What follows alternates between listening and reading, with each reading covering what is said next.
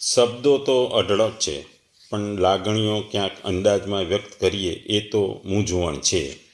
ભગવદ્ ગીતાનો અધ્યાય 3 કર્મયોગ, શ્લોક 42. એટલે આ શ્લોકમાં ગુજરાતીમાં કહીએ તો કર્મેન્દ્રિયો જળ પદાર્થ કરતાં ચડિયાતી છે, મન ઇન્દ્રિયો કરતાં ઉચ્ચતર છે, બુદ્ધિ મનથી પણ વધારે ઉચ્ચતર છે, અને તે એટલે કે આત્મા બુદ્ધિથી પણ વધારે શ્રેષ્ઠતર છે. બીજા શબ્દોમાં કહીએ તો ઇન્દ્રિયોને એટલે કે સ્થૂળ શરીર કરતાં પર અર્થાત શ્રેષ્ઠ, બળવાન તેમજ સૂક્ષ્મ કહે છે. આ ઇન્દ્રિયો કરતાં મન પર છે, મન કરતાં બુદ્ધિ પર છે, અને જે બુદ્ધિ કરતાં પણ સાવ પર છે તે આત્મા છે. એટલે અહીં ભગવાન 5 વસ્તુઓનું કમ્પેરિઝન આપી છે, 5 વસ્તુઓની સરખામણી છે કે કોણ કોણાથી ચડિયાતું છે. એ 5 વસ્તુઓ ઉપરના ક્રમમાં જઈએ તો ઇન્દ્રિયોથી ચાલુ થઈ અને સ્થૂળ શરીરથી ચાલુ થઈને આત્મા સુધી થાય છે. સ્થૂળ શરીરને ઇન્દ્રિયો જોડે, ઇન્દ્રિયોને મન જોડે, મનને બુદ્ધિ જોડે, અને બુદ્ધિથી આત્મા જોડે કમ્પેર કરી છે. એટલે સ્થૂળ શરીર સૌથી નીચે આવે છે અને આત્મા સૌથી ઉપર આવે છે. એટલે એ ચડતા ક્રમમાં જોઈએ તો સ્થૂળ શરીર, ઇન્દ્રિયો, મન, બુદ્ધિ અને છેવટે આત્મા, આ 5 વસ્તુની કમ્પેરિઝન છે. આગલા શ્લોકોમાં આપણે જોયું કે ભગવાન કહે છે કે કામનો નાશ કરો, બળપૂર્વક હણી નાખો. મહાપાપી છે કામના, એટલે કામનાનો ત્યાગ કરો, કારણ કે તે ઇન્દ્રિયોને, જ્ઞાનને, મનને, બુદ્ધિને, એ તમામને એ મન, બુદ્ધિ અને ઇન્દ્રિયોને એ ઢાંકી દે છે. એટલે કામના આ 3 વસ્તુઓને ઢાંકે છે, એટલે આપોઆપ એની આત્મા પર અસર થાય છે. એટલે ભગવાન કહે છે કે આ 5 કારણ કે આ 5 ચડતા ક્રમમાં એકબીજાથી ભારે છે, એટલે એકબીજાથી ઉપર છે. એટલે આપણે જોઈએ છીએ કે સામાન્ય રીતે જ્યારે યુદ્ધ થતું હોય કે કોઈ દુશ્મનને મારવાનો કે દુશ્મન સાથે યુદ્ધ થતું હોય તો આપણે એની જે વ્યૂહરચના હોય, સૈન્યની વ્યૂહરચના હોય, એને આપણે જોવું પડે, એનો અભ્યાસ કરવો પડે. અને એ અભ્યાસમાં ક્યાં એમને ચોટ આપીએ કે ક્યાં એમને એટેક કરીએ કે ક્યાં એમના ઉપર આક્રમણ, જેના વીક પોઈન્ટ ઉપર આક્રમણ કરો તો તમે એ જલ્દીથી વિજય મેળવે. એવી રીતે અહીં ભગવાન આપણને આ 5 ક્રમમાં, ચડતા ક્રમમાં આપણને એ જે શરીરની અને શરીરની જે રચનાઓ છે અને જે કોણ કોનાથી ઉપર છે એ આપણને સમજાવે છે. એટલે કે આપણે જો સૌથી ઉપરના ક્રમમાં સ્વચ્છતા હોય તો પછી છે ઇન્દ્રિયો સુધી ઓટોમેટિક સ્વચ્છતા આવી જાય. એટલે કામના જો આત્મા પર અસર ન કરે તો ઇન્દ્રિયો પર પણ અસર ન કરી શકે. એટલે આપણે દરેક સ્ટેજમાં, દરેક ઉપરના ક્રમમાં, દરેક જગ્યાએ કામનાનો મારવા માટે, કામનાનો ત્યાગ કરવા માટે દરેક સ્ટેજમાં આપણે શું શું કરવું જોઈએ એના માટે આ શ્લોકનું મહત્વ છે. સામાન્ય રીતે ભગવાન અહીં કહેવા માંગે છે કે સ્થૂળ, બાહ્ય અને મર્યાદિત એવા ભૌતિક શરીરની સરખામણીમાં ઇન્દ્રિયો વધારે ચડિયાતી છે, કારણ કે તે વધારે સૂક્ષ્મ, આંતરિક અને વધુ વિશાળ પ્રવૃત્તિવાળી છે. મન ઇન્દ્રિયોથી ચડિયાતી છે, કારણ કે ઇન્દ્રિયો મનની મદદ વગર સ્વતંત્ર રીતે કંઈ પણ કરી શકતી નથી. મન 5 ઇન્દ્રિયોનું કાર્ય કરી શકે છે. બુદ્ધિ મનથી ચડિયાતી છે, કારણ કે તે સારામાં સારા વિવેક શક્તિની સંપન્ન છે. જ્યારે મન શંકાની સ્થિતિમાં હોય ત્યારે બુદ્ધિ તેની મદદે દોડી આવે છે. સાક્ષીઓ આત્મા તો બુદ્ધિથી પણ ચડિયાતો છે, કારણ કે બુદ્ધિ પોતાનો પ્રકાશ આત્મા પાસેથી મેળવે છે. એટલે આત્મા સૌથી ઉપર છે અને સૌથી નીચે એ સ્થૂળ શરીર છે. એટલે ભગવાન આપણને અહીં સમજાવે છે કે ઇન્દ્રિયો અને કામની પ્રવૃત્તિઓ માટે જુદા જુદા દ્વાર છે, અને કામ શરીરમાં સંચિત રહેલો હોય છે, પરંતુ તે ઇન્દ્રિયો મારફતે તેને બહાર નીકાળવાનો માર્ગ છે. તેથી એકંદરે ઇન્દ્રિયો સમગ્ર શરીર કરતાં ચડિયાતી છે. જ્યારે શ્રેષ્ઠ ચેતના અથવા ભગવાનમાં પ્રવર્તન હોય ત્યારે આ દ્વારોનો ઉપયોગ થતો નથી. ભગવાનમાં આત્મા પૂર્ણ પુરુષોત્તમ સાથે સીધો સંબંધ સ્થાપે છે.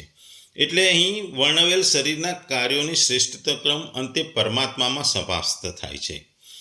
એટલે શારીરિક ક્રમ એટલે કે ઇન્દ્રિયોના કાર્યો અને ઇન્દ્રિયોને અવરોધવાનો અર્થ શરીરના બધા જ કાર્યોને અવરોધવા એવો થાય છે. પરંતુ મન સક્રિય હોવાથી શરીર શાંત અને સ્થિર રહે છે. તો એ મન સ્વપ્નમાં સક્રિય રહે છે તેમ સક્રિય રહેશે. પરંતુ મનથી પણ ઉપર બુદ્ધિ સંકલ્પ શક્તિ હોય છે અને બુદ્ધિથી ઉપર ઉચ્ચ સ્વયં આત્મા હોય છે. તેથી જો આત્મા પ્રત્યક્ષપણે પરમાત્મામાં પરોવેલો રહે તો અન્ય બધા આધિના સ્થાન અર્થાત બુદ્ધિ, મન અને ઇન્દ્રિયો આપમેળે એનામાં સમાઈ જાય અથવા એના કંટ્રોલમાં આવી જાય અને ભગવાનની ભક્તિ અથવા પરમાત્મામાં પામવાથી આ બધા ઉપર કંટ્રોલ આવી શકાય. કઠોપનિષદમાં શરીરને રથ અને ઇન્દ્રિયોને ઘોડા બતાવવામાં આવે છે. રથ કરતાં ઘોડો શ્રેષ્ઠ અને ચેતન હોય છે અને રથને તેની ઈચ્છા પ્રમાણે લઈ જઈ શકે છે. તેવી જ રીતે ઇન્દ્રિયો સ્થૂળ દેહને લઈ જાય છે, તેથી તે બળવાન અને ચેતન છે. સ્થૂળ શરીર જોઈ શકાય છે, ઇન્દ્રિયો જોઈ શકાતી નથી, તેથી તેમને સૂક્ષ્મ કહી શકાય છે. આ સિવાય સ્થૂળ શરીર કરતાં ઇન્દ્રિયો શ્રેષ્ઠતા, સૂક્ષ્મતા અને બળવત્તામાં પ્રત્યક્ષ પણ જોઈ શકાય છે.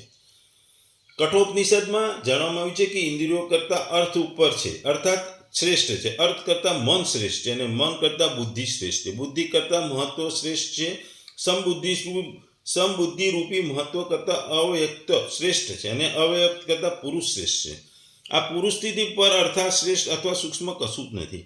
આ જ બધી અંતિમ સીમા છે અને આ જ પરમ ગતિ છે. પરંતુ અહીં ભગવાન અર્થ, મહત્વ અને અવ્યક્તનો ઉલ્લેખ કર્યો નથી. ભગવાને આ પ્રકરણમાં 3 તત્વોનો ઉલ્લેખ નથી કર્યો, કારણ કે કામને મારવા માટે અર્થ, મહત્વ અને અવ્યક્ત શ્રેષ્ઠતાની બતાવવાની કોઈ આવશ્યકતા નથી. માત્ર આત્માનું જ મહત્વ છે, એટલે ભગવાને સીધો આત્મા બતાવ્યો છે. અહીં ભગવાને કઠોપનિષદમાં રથના દ્રષ્ટાંત દ્વારા આ વિષય સારી રીતે સમજાવ્યો છે. તેમાં એવું કહેવામાં આવ્યું છે કે આત્મા રથી છે, બુદ્ધિ તેનો સારથી છે, શરીર રથ છે, મન લગામ છે અને ઇન્દ્રિયો ઘોડા છે. આ શબ્દાદી વિષયો જ માર્ગ છે. જો કે ખરેખર તો રથીના વશમાં સારથી હોય છે, સારથીના વશમાં લગામ હોય છે અને લગામના વશમાં ઘોડા હોય છે. એ બધું જ બરાબર છે. તેમ છતાં જેની બુદ્ધિરૂપી સારથી વિવેક જ્ઞાનથી સર્વથા શૂન્ય હોય છે. મનરૂપી લગામ જેને નિયમ અનુસાર પકડી નથી તેવી જીવાત્મા રૂપી રથીના ઇન્દ્રિયો રૂપી ઘોડાઓ ઉચ્છૃંખલ થઈ અને તે દુષ્ટ ઘોડાઓની જેમ બળપૂર્વક અવળે માર્ગે લઈ જાય છે અને ખાડામાં નાખે છે. તેથી એ સિદ્ધ થાય છે કે જ્યાં સુધી બુદ્ધિ, મન અને ઇન્દ્રિયો ઉપર જીવાત્માનું આધિપત્ય હોતું નથી, તે પોતાના સામર્થ્યને ભૂલીને તેમને આધીન રહે છે. ત્યાં સુધી ઇન્દ્રિયો, મન અને બુદ્ધિ સાથે દગો કરી તેમને બળપૂર્વક અવળા માર્ગે ખેંચી જાય છે. અર્થાત ઇન્દ્રિયો પહેલા મનને વિષય સુખનું પ્રલોભન આપે છે અને તેને પોતાને અનુકૂળ અથવા સાનુકૂળ બનાવી લે છે. પછી મન અને ઇન્દ્રિયો મળીને બુદ્ધિને પોતાને અનુકૂળ બનાવી લે છે અને આ સર્વે મળી આત્માને પણ આધીન કરી લે છે. પણ ખરેખર તો ઇન્દ્રિયો કરતાં મન કરતાં બુદ્ધિ અને સૌ કરતાં આત્મા જ બળવાન છે.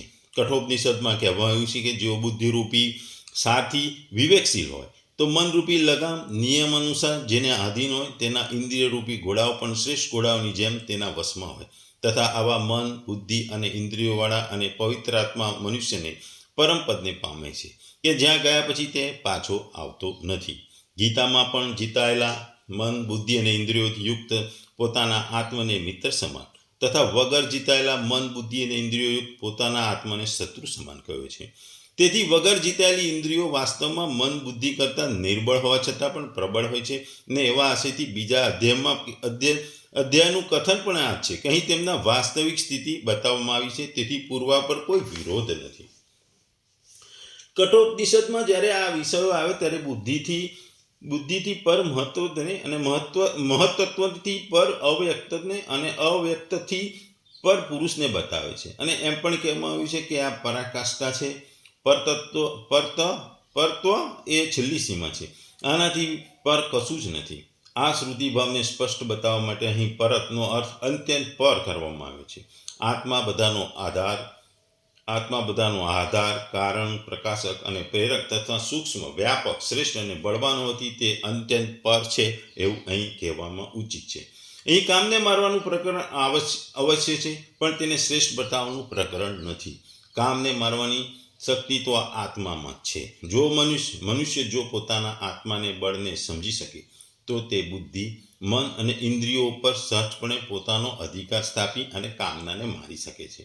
આ વાતને ભારપૂર્વક સમજાવવા માટે આ શ્લોકમાં ભગવાને પોતાની વાતનું પ્રતિપાદન કર્યું છે અને આત્માને બળવાન સિદ્ધ કર્યો છે. જો ઇન્દ્રિયો અને મન તેમજ બુદ્ધિ કરતાં કામને અત્યંત શ્રેષ્ઠ માનવામાં આવે તો તેમના વડે કામ પર વિજય પ્રાપ્ત કરી તેને મારવો એ અસંગત ગણાશે. આ સિવાય સપદનો અર્થ કામ માની લઈએ તો કઠોપનિષદના વર્ણનથી વિરુદ્ધ થશે. તેથી સપદ પર કામનું વાચક નથી, પણ બીજા અધ્યાયમાં જેને લક્ષિત કરીને કહેવામાં આવ્યું છે તે પરતત્વ અર્થાત નિયત શુદ્ધ બુદ્ધિ સ્વરૂપનું પરમાત્મા તત્વ વાચક છે. એટલે ટૂંકમાં આ શ્લોકમાં કામનાને મારવા માટે જે શરીરના જે સ્ટેજ છે એ બતાવવામાં આવ્યા છે.